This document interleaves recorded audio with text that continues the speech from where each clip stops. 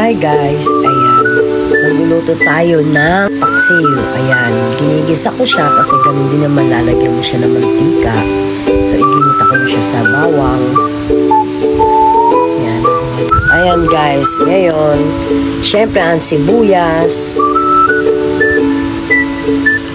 at ang luya. Ayan guys. So, nagisa na natin siya guys. Lalagyan natin ng tubig. Ayan. So, lagay na natin yung talong kasama sa para kumulo na siya at lumambot.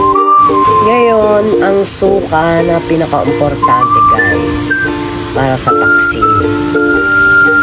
At ang magic sarap na nakakasarap ng paksiw. Ayan, magic sarap. Ayan guys, yummy yummy. Asin guys. Tapos, ayan, hintayin natin siyang kumulo. Ayan guys. Ayan natin ang paminta. Ayan, masarap. Tapos, huli natin ilalagay yung bangus. Ayan guys, bangus. Siyempre, para sa paksiw. Yan ang pinaka-importanteng ingredients niya guys, bangus. Kaya tinawag na paksiw. Tapos yan, ceiling green. Kanya-kanya naman tayo ng gawa ng paksiw guys. Ayan, medyo marami ang sabaw kasi gusto ng tatay ko maraming sabaw guys. Pero minsan pag gumagawa ako yung medyo tuyo ba siya, o konti lang yung sabaw, masarap din po kasi yun guys. Pero okay na yan dahil sa gusto ng tatay ko. Tara, kain na tayo. Ayan guys. Kain tayo guys. Dasal muna. Ayan. Kahit saglit na dasal na magpasalamat. Ayan.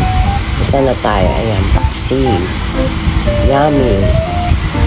Sarap yan guys. Yung sabaw ang gusto ko dyan guys. Tsaka yung isda. Lahat po, pati talong.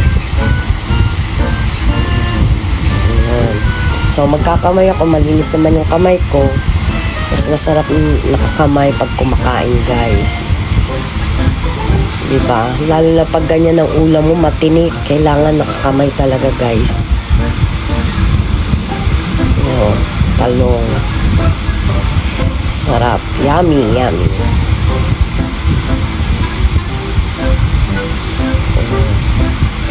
Ayan, guys. Umpisa na tayo. Tara, kain, guys.